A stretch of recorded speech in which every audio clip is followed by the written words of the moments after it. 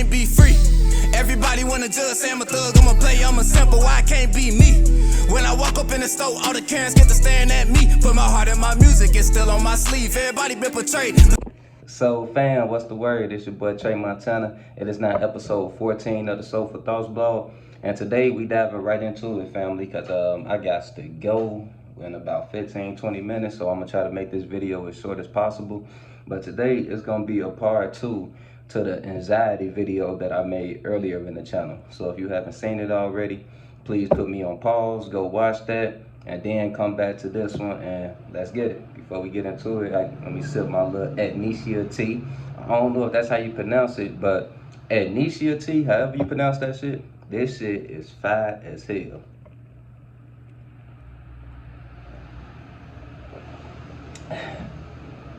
Highly suggest everyone go try that shit. I might put the name of it, spell out the name of it in the comments, because it gets your immune system right for when the seasons change and everything. So anyway, let's talk about anxiety again and just nervous feelings in general. Now, like I was saying in my past anxiety video, I feel like school is a huge reason, a huge starting point, a huge source of a lot of our anxiety. A good 85 to 90% of us, our anxiety started in school, whether we know it or not.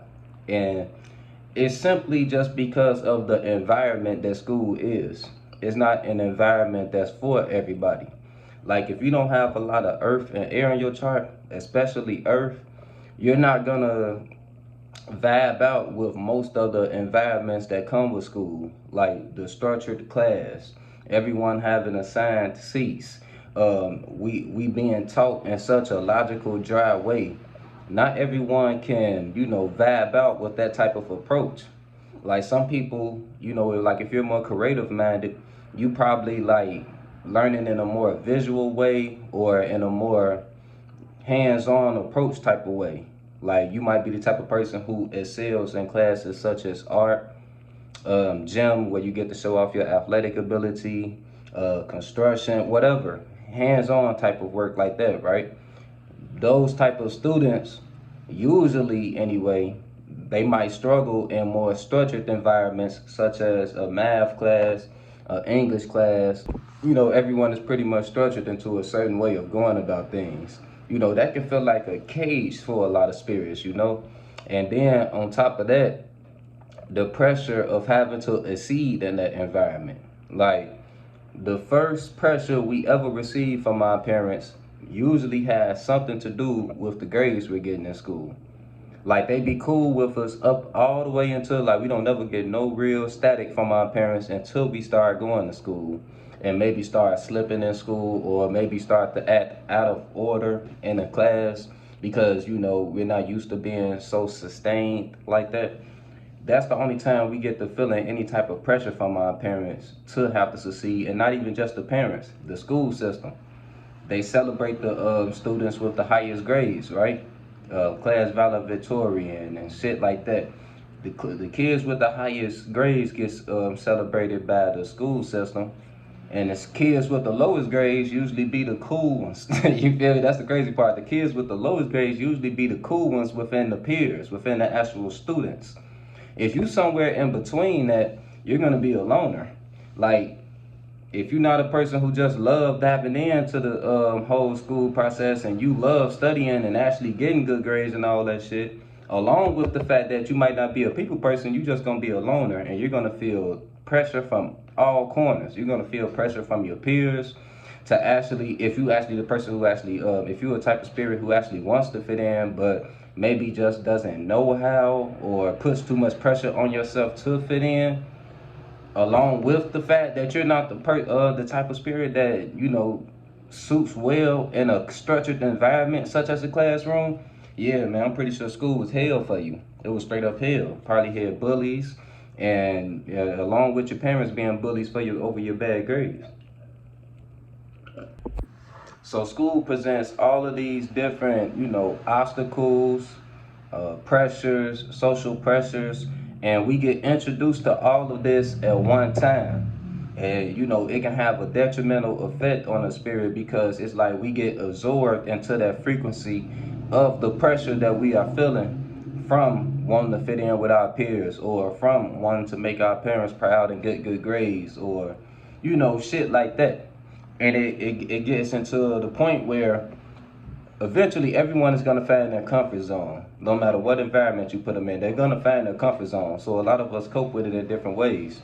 You got some people who decide to be loners, and they stop caring about fitting in, and at the same time, whether they care about their grades is pretty much irrelevant, but they stop caring about fitting in, and they might become loners. And that attachment to being to their self carries on into adulthood, to where they're so comfort in their own zone, the zones that they've created to block away from having to deal with society, that they have a fear of any unknown spaces that they've never been in. That's what anxiety really is. It's really fear of the unknown, fear of being in vulnerable positions. You feel me? So school is, and that's not to say that school is just all bad. Of course, if you're a certain type of spirit, school can be great for you in your progression. But for a lot of other spirits, school is very traumatizing. All the things that go on in there is very traumatizing, and it actually holds certain kids back from truly growing. Just off the strength that they weren't warned. Like, we don't get warned before we start school of everything we're gonna deal with. Most of us anyway. Like, we don't get warnings that, hey, you don't have to worry about fitting in, just be you. And if you being you don't attract people, don't worry about it. We don't get warned that, listen, the way school is set up, it's not for everybody. So if you get bad grades, it's not nothing to be down on yourself about. Just try your best, because it is a stepping stone in this particular life that can get you to the next level if you graduate high school. So try your best. And if it doesn't work out, there are other ways to make it without a diploma. Like, we don't never get taught any of these things just to relieve some of our anxietal feelings before we go into the environment of school. So it leaves a long-lasting effect when we just get shocked by it. It's like if you get into a car that you think is driving perfectly fine, but then all of a sudden, the tire pop off while you doing 60 to 70 or something, you just all of a sudden, boom. That's going to be a traumatic ass event, right? Because when you got into that car, you weren't expecting to get into no accident, let alone you weren't expecting anything to be wrong with the car to where the tire could pop off or anything like that. Now, if you get into the car and you already know, okay, it got some, I got some tire problems with this motherfucker, I got some love boat problems, whatever it is, you might be driving at a certain speed. You might not get on the E-way, and you might keep driving at a certain speed. So when that tire pops off, you don't get into no crazy accident. Even if you do, it's not a crazy accident. It's just a minor accident. You might just run into a pole or run into the back of somebody. It won't be nothing too traumatizing, right? Because you were going at a safe, steady speed just in case something happened, right? That allegory is basically what happens with school. Like, we go into this place that could handicap us in so many ways mentally with no warnings about it. And boom, we just get hit with it. And however we adjust is however we adjust, right? So boom.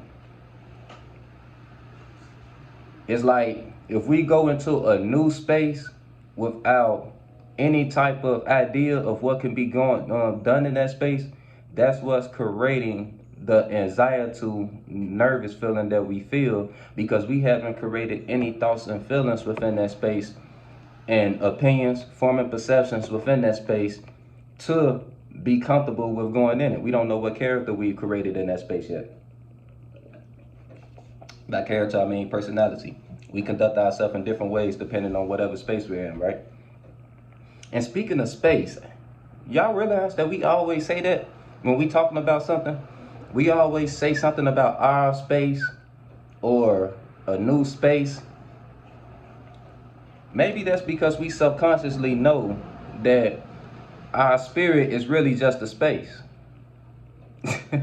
I know what y'all thinking, like, damn, nigga, did you just switch topics? No, I didn't switch topics, but I kind of want y'all to, I just want y'all to feel me on this. And I wasn't expecting to actually go into this, but, fuck it.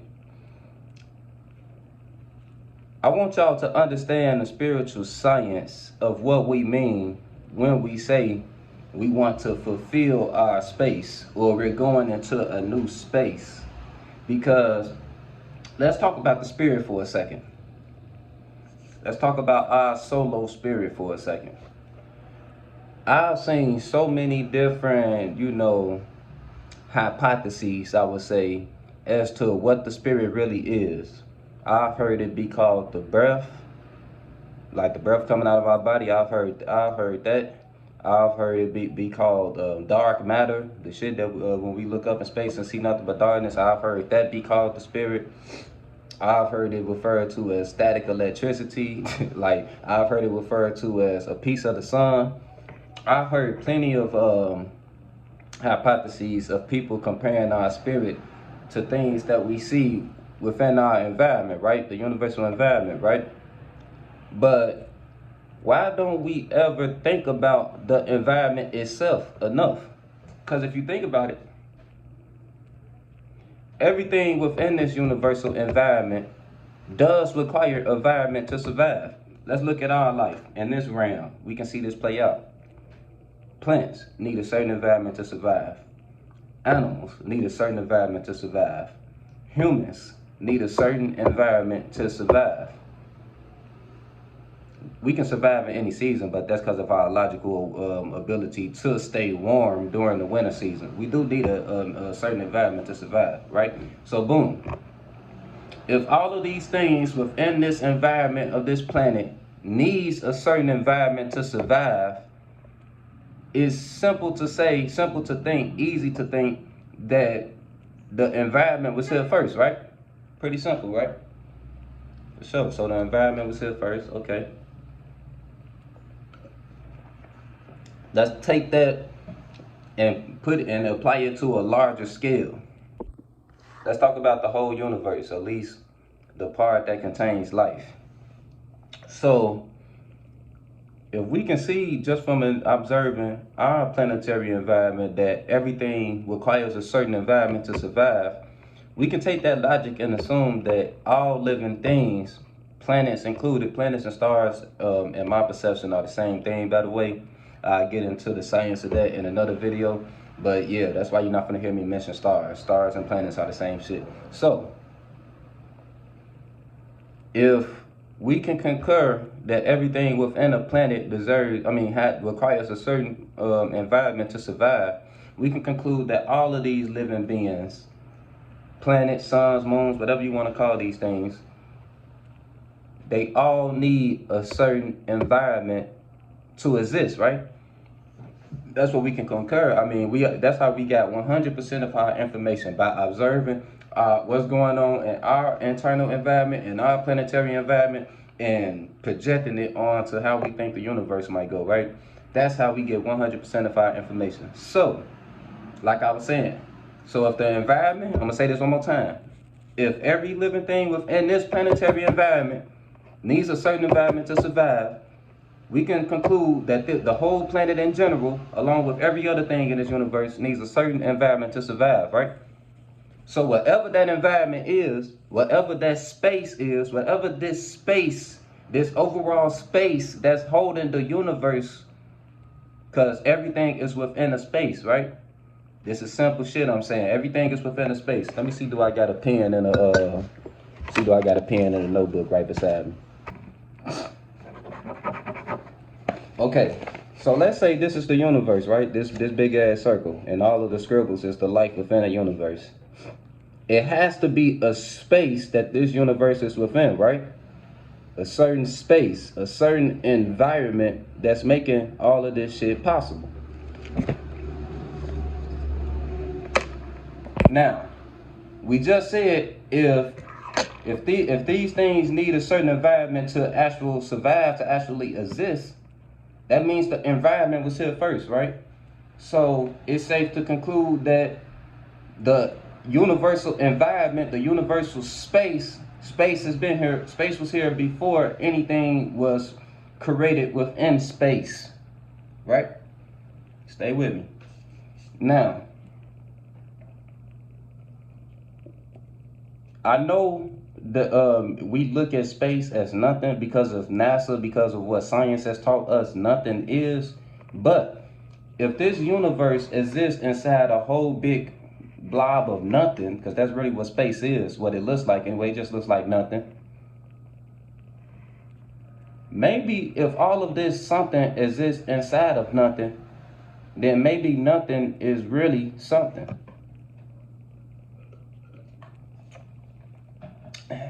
Maybe something, all the somethings we see around us came from nothing. And what if nothing is a little more complex than what science tells us? What am I saying? I'm saying our spirit is nothing. Our spirit can be compared to nothing. I'm saying our spirit is the universal environment. All individual spirits come together to make up the whole spirit, the whole universal environment that's creating shit within that environment. That's what I'm saying. I'm saying that your spirit, your solo spirit, is a naked space that clothed itself, created a body for itself that we call the mind. And the mind is what our spirit is using to observe, analyze, create, and observe what the hell is going on in any space that we're in. Our mind is what gives us life as spirits. Because without the mind, you're what? You're unconscious, right? But you can exist and still be unconscious. So that's how we know that we are more than a mind. That's why I'm not calling the spirit the mind, because you can literally be outside of your mind and still existing. Someone can knock you unconscious and you will still be living. All of your organs still beating and everything else. So we know that we exist both in and outside of the mind. And we're using the mind to decipher what's going on around us, to provide comfort, inner comfort, on how to know how to operate within whatever space we're in. So everything is a space within a space. I want y'all to think about that for a few days. I'm not gonna go too much in on it right now because I don't want this video to be too long. I got to get back to explaining anxiety. But now y'all got some type of perspective on what I think the spirit is. The spirit is nothing but our space, and we created a mental space to have individual life, to separate from the overall space. We created an individual space. That's what we're calling the mental space. And we're using that mental space to observe other mental spaces, period. So, boom. Back to anxiety.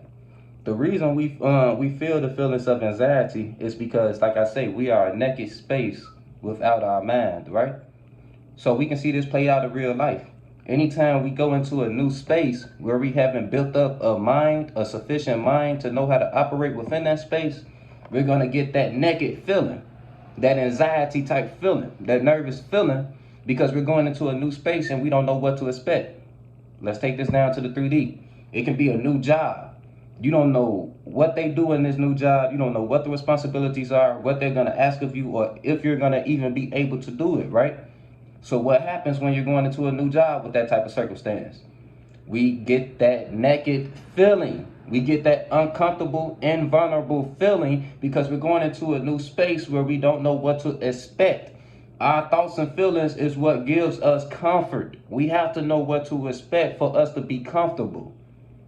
That's the spiritual science as to what's going on. So look, a lot of people think just because they see confident people consistently push through this nervous feeling, that confident people don't get the same nervous feeling that they're getting. And they think it's some type of deficiency within them that they get so madly uncomfortable, so madly nervous, so madly anxiety-like feelings. All right, my bad, y'all. I got a call. I got to really get up out of here in a second. But, so yeah, that's what I was saying.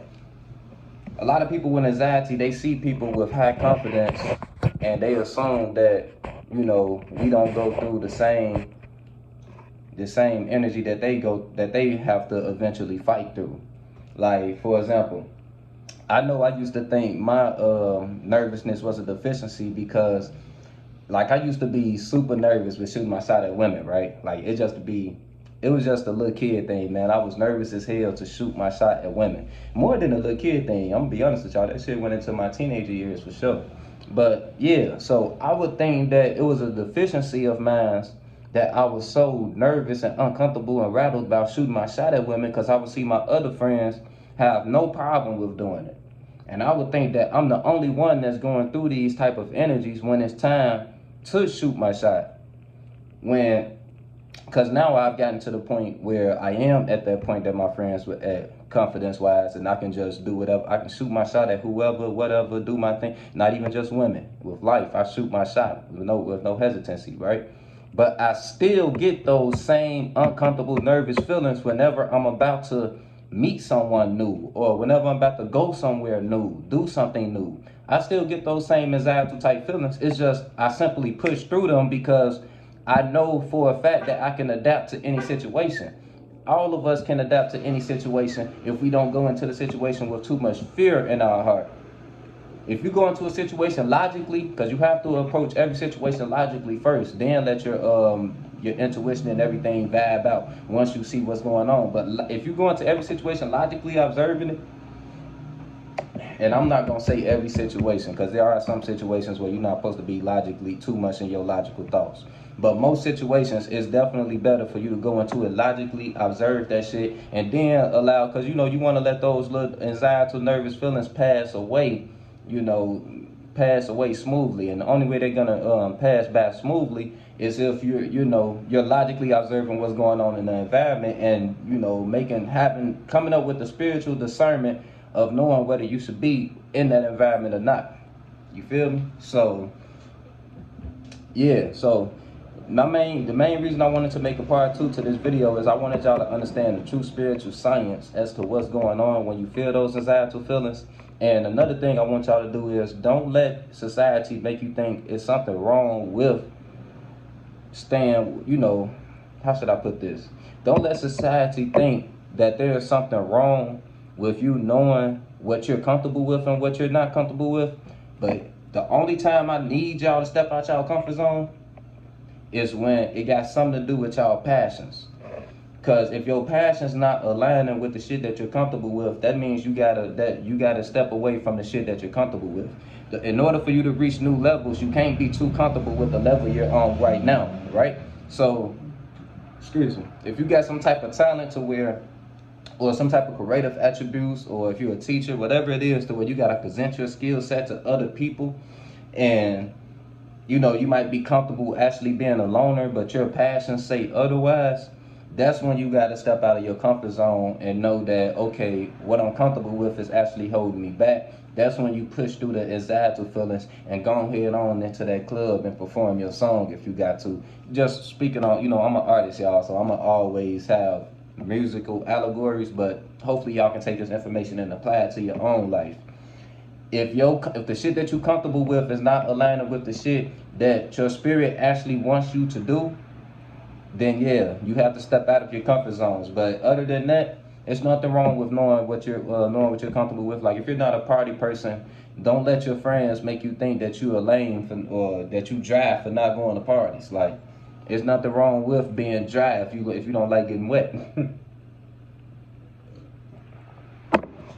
But at the same time though, if your passion need to get a little wet, you're gonna have to get in that water.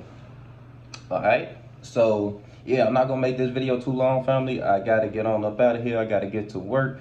But at the same time, I might make a part 3 to this shit, because I don't know if I touched on everything I was supposed to say.